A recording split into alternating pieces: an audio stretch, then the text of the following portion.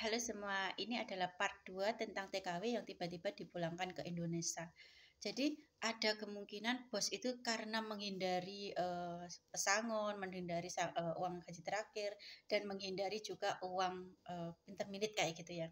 Itu terkadang dengan bertindak langsung membawa si TKW itu ke bandara dan dipulangkan langsung seperti itu ya. Itu mungkin juga alasannya bermacam-macam tergantung majikannya. Tapi nggak semua seperti itu ya.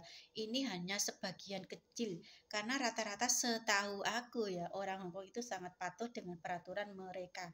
Peraturan yang dibuat di negeri mereka dan mereka itu mematuhinya benar-benar dengan nggak mau, maksudnya nggak mau merusak hukum, nggak mau curang terhadap hukum yang di negara mereka sendiri kayak gitu ya.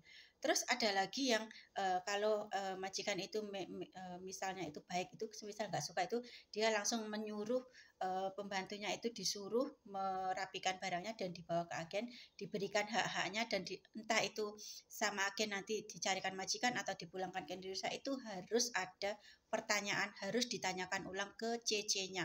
Itu adalah hak CC-nya. Jadi di sini aku mau uh, ceritakan sedikit lagi ya. Contohnya seperti ini ya. Semisal CC-nya itu yang mengalami yang tidak langsung dikirim ke bandara pulang. Ini yang misalnya CC-nya itu mengalami yang diantar ke agen dan haknya sudah dikasihkan. Terus tiba-tiba agen itu uh, mengantar dia ke bandara, itu juga ada. Jadi tapi tidak semua agen ya, aku tidak mengatakan semua agen seperti itu. Tapi apakah aku pernah mendengar seperti itu? Benar, aku pernah mendengarnya. Dan itu juga sering, dan aku tidak mau menyebutkan agen apakah itu. Majikan juga aku tidak menyebutkan majikan siapakah itu. Yang jelas ada kayak gitu. Ada, kalau ini tentang agennya. Kenapa agen kok tiba-tiba memulangkan anak ke PT langsung kayak gitu ya.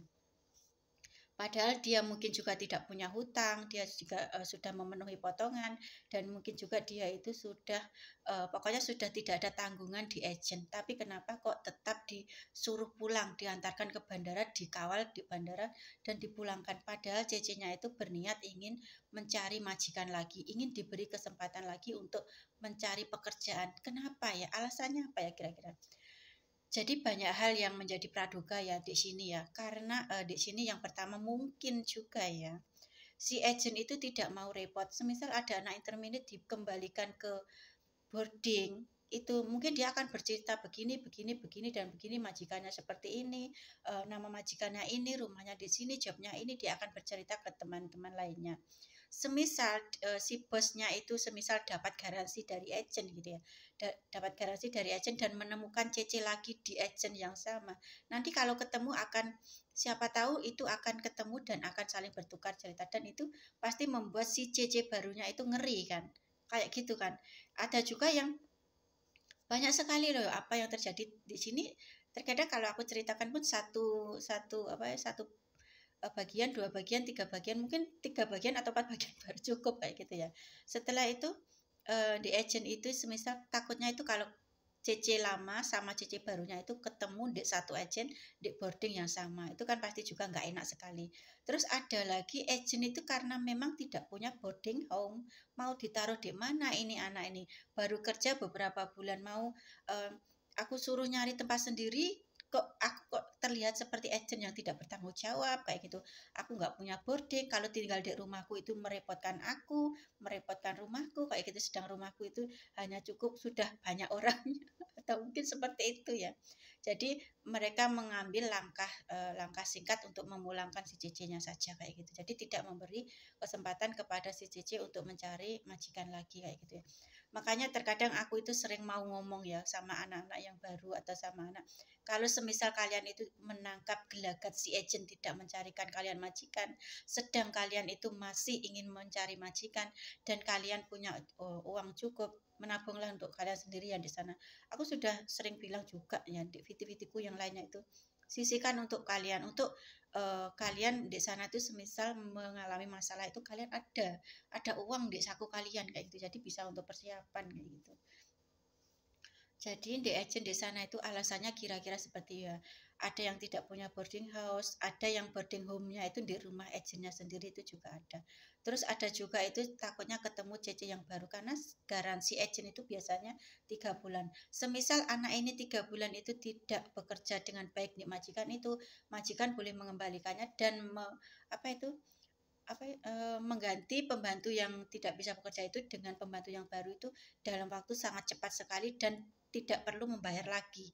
Intinya adalah 3 bulan garansi, itu seperti itu. Mungkin hanya bayar apanya gitu, mungkin tiketnya atau apanya itu untuk mengganti pembantu yang baru itu, dan yang pembantu lama itu akan diambil lagi ke agen dan dimasukkan ke pembantu yang baru. Alasannya seperti itu ya. Jadi untuk kalian semisal mengalami hal ini, pandai-pandailah membaca situasi di agent gitu ya. Semisal kalian itu kalau masih potongan itu mungkin kalian tidak bisa pindah agent. Makanya kalau kalian mau ngebreak, kalau kalian itu selama kalian masih potongan kuai-kuai teh gitu coy ya. Aku benar-benar sungguh-sungguh ingin berpesan ya sama kalian yang bekerja di Hongkong. Semasa kalian ada potongan DPT, kuai-kuai teh, mau seapa bos kalian itu menekan pekerjaan kalian, selesaikan potongan kalian di agent. Baru kalian kalau mau sudah nggak betah kalian boleh pindah. Kalau semisal kalian itu ingin mencari notis gitu ya, misalnya mau keluar dengan notis pun juga bisa, keluar dengan mendadak pun kalau kalian punya uang saku juga bisa. Jadi selama kalian potongan gaji itu kalian kuat-kuatin di situ, selesaikan potongan kalian. Semisal ingin cari majikan lagi, semisal agent membantu kalian mencari majikan, carilah di agent yang sama. Kalau merasa kalian itu tidak dihargai atau tidak dicarikan majikan lagi, maksudnya ibu impossible, tidak mungkin lagi, kalian pindah ke agen yang lainnya. Ada kok agen lainnya itu. Kalau semisal kalian itu mencari majikan di agent itu susah, kalian pindah saja dulu. Jadi di sana itu apapun bisa diusahakan ya. Kalian jangan takut. Di sana itu kalau semisal kalian itu determinate baru beberapa bulan di agent lain itu pasti ditanyakan itu cuma satu hal ini.